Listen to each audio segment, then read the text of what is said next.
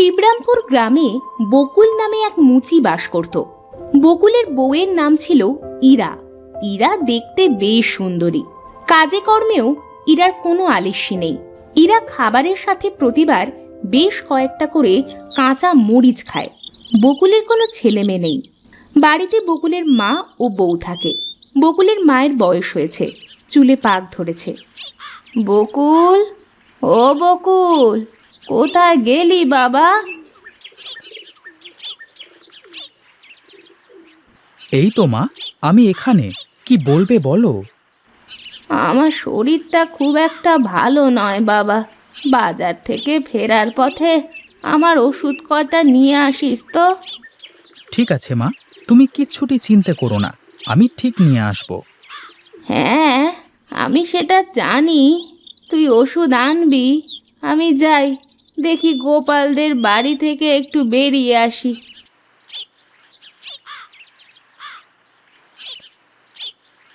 কই গো গিন্নি, কোথায় তুমি? হ্যাঁ গো, বলো। তাড়াতাড়ি আমার কালির বাক্সটা দাও দেখি, তাড়াতাড়ি বাজারে যেতে হবে। সে কি, এখনই বের হবে? হ্যাঁ গো, এখনই বের হতে হবে, তা না হলে দেরি হয়ে যাবে।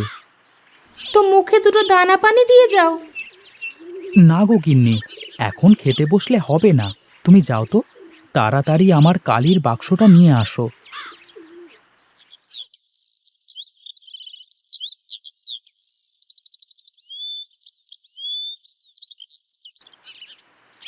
ঠিক আছে গিন্নি, আমি চললুম। ঠিক আছে, যাও। খিদে পেলে কিছু খেয়ে নিও কিন্তু। না খেয়ে থাকলে আবার শরীর খারাপ করবে তোমার। বকুল বাজারের দিকে রওনা দিল। হাঁটতে হাঁটতে বকুল বাজারে পৌঁছে গেল। বাজার যেন লোকে ভরা। সবজিওয়ালা সবজি দিয়ে সময় পাচ্ছে না, মাছওয়ালা মাছ বিক্রি করে সময় পাচ্ছে না। এসব দেখে বকুল তাড়াতাড়ি তার কালির বাক্স খুলে বসে পড়ল। জুতা পালিশ, জুতা পালিশ, এইদিকে আসুন, জুতা পালিশ করে যান। আমার জুতো জোড়া সুন্দর করে একটু পালিশ করে দেন দেখি। একটু ভালো করে করবেন কেমন? ও আপনার চিন্তা করা লাগবে না, আমি সব সময় মনোযোগ দিয়ে কাজ করি।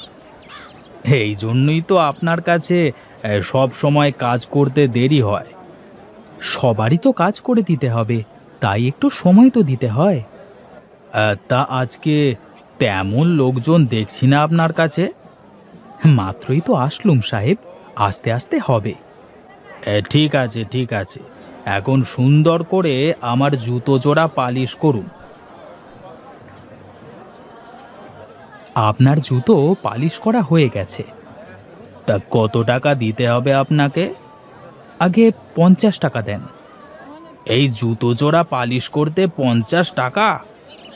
কি করব সাহেব, বাজারের সব কিছুর দাম বেড়ে গেছে। 1 কেজি চালের দাম এখন 50 টাকার ওপরে। হ্যাঁ, তা ঠিকই বলেছে। জিনিসপত্রের দাম যেভাবে বাড়তেছে, তাতে মনে হয় বেঁচে থাকাই কষ্ট হয়ে যাবে। যা বলেছেন সাহেব, এরকমটাই হবে মনে হয়। জুতা পালিশ, জুতা পালিশ, এইদিকে আসুন, জুতা পালিশ করে যান। সারাদিনে বকুল অনেক মানুষের জুতা পালিশ করলো। আজ কাজও বেশ ভালোই হয়েছে। বকুলের পকেটে আজ বেশ অনেক টাকা। বকুল বাজার থেকে বড় দেখে একটা মাছ ও মায়ের জন্য ওষুধ নিয়ে বাড়িতে চলে যায়। গিন্নি, ও গিন্নি, এইদিকে আসো তাড়াতাড়ি। এ কি গো, কত বড় মাছ কিনেছো? এত বড় মাছ? হ্যাঁ গো গিন্নি, হ্যাঁ, তুমি তো বড় মাছের মাথা খেতে খুব পছন্দ করো, তাই কিনেছি। কি দরকার ছিল এত বড় মাছ কেনার? শুধু শুধু কতগুলো টাকা বাড়তি খরচ করে আসলে। কি যে বলো গিন্নি, হ্যাঁ, খাওয়ার জন্যই তো কাম, না খেলে কি মানুষ কাজ করতো? তাই বলে অপচয় করা ঠিক না তো। এই নাও মাছ, আর এই নাও মায়ের ঔষধ।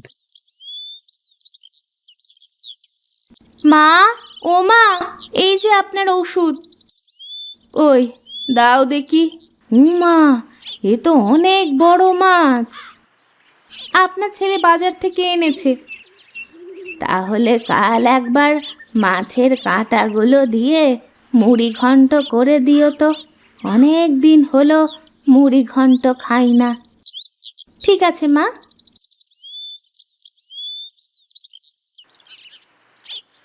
ইরা রান্না করতে করতে রান্নায় ঝাল চাকতে থাকে। ইরা বকুল ও তার মায়ের কথা ভুলে গিয়ে তরকারিতে বেশি করে ঝাল দিতে থাকে। রান্না শেষ করে ইরা বকুল ও তার মাকে খেতে দেয়। বকুল ও তার মা খাবার মুখে নিয়েই তা ফেলে দেয়। ওয়াক, থু থু। এ কি করেছো গিন্নি? ঝালে যে মুখ জ্বলে যাচ্ছে। ওরে বাপরে! হ্যাঁ, তো ঝাল দিয়ে কি কেউ তরকারি রান্না করে বৌমা? আসলে মা, কিভাবে যে এত মরিচ হলো আমি নিজেও বুঝতে পারিনি। এখন একা একা বসে বসে তুমি খেতে থাকো, চত্ব সব।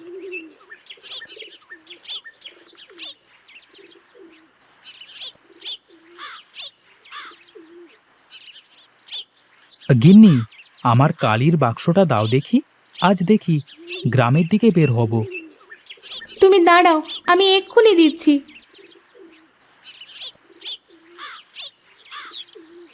পালিশ লাগবে নাকি? পালিশ, জুতা পালিশ, জুতা পালিশ। এই বকুলদা, এই শোনো শোনো, আমার জুতো জোড়া একটু কালি করে দিয়ে যাও দেখি। ঠিক আছে, নিয়ে আসো।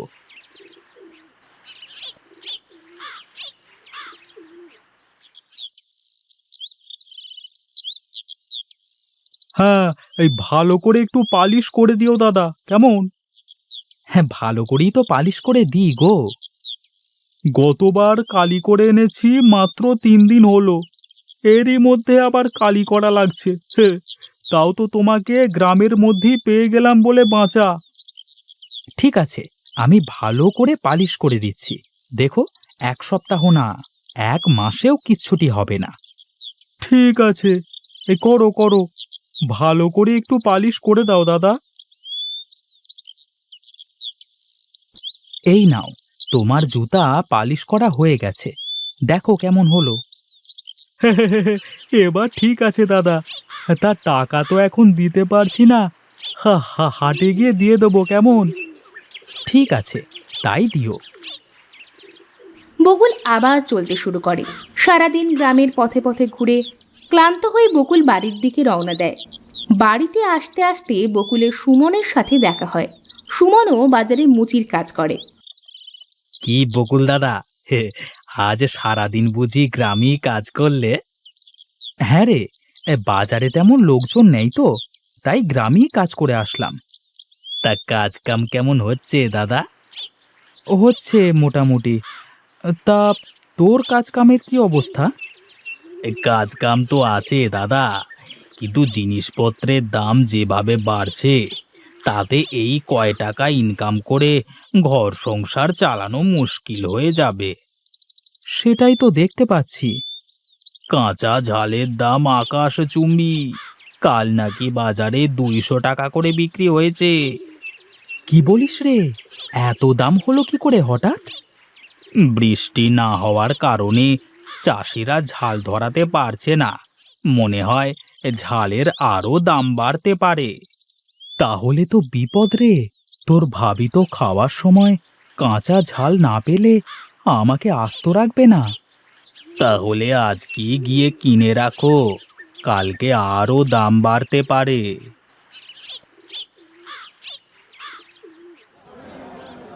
আমাকে 1 কেজি কাঁচা ঝাল দেন তো দেখি।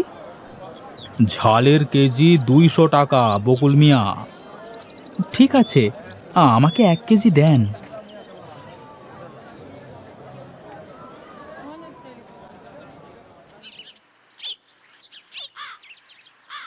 গিন্নি, ও গিন্নি, বলি শোনো শোনো, আজ থেকে তুমি বরং খাবারের সাথে কাঁচা ঝাল খাওয়া বন্ধ করে দাও। কেন গো? আমি যে কাঁচা ঝাল ছাড়া কিছুই খেতেই পারি না। ঝালের দাম কত করে তা কি জানো তুমি? ঝালের দাম কত তা জেনে আমি কি করব? আমার কাঁচা ঝাল চাই চাই। এই নাও, এখানে 1 কেজি কাঁচা ঝাল আছে, তোমার জন্য এনেছি, 200 টাকা কেজি। এত দাম কি করে হলো? সামনে আরো বেশি হতে পারে, তাই বলছি ঝাল খাওয়া বন্ধ করে দাও। ইরা ঝালগুলো নিয়ে ঘরে চলে যায়। কিছুদিনের মধ্যে কাঁচা ঝাল 1000 টাকা কেজি হয়ে যায়। বকুল সারাদিন কাজ করে যে টাকা পায়, তাতে করে 1 কেজি ঝালের 1/4 কিনতে গিয়েই বকুলের সব টাকা শেষ হয়ে যাবে। তাই বকুল ঝাল কেনা বন্ধ করে দিল। ইরা কাঁচা ঝাল খেতে না পেরে বকুলকে ছেড়ে চলে গেল। বকুল একা হয়ে পড়ল। এভাবেই তার দিন চলতে থাকলো।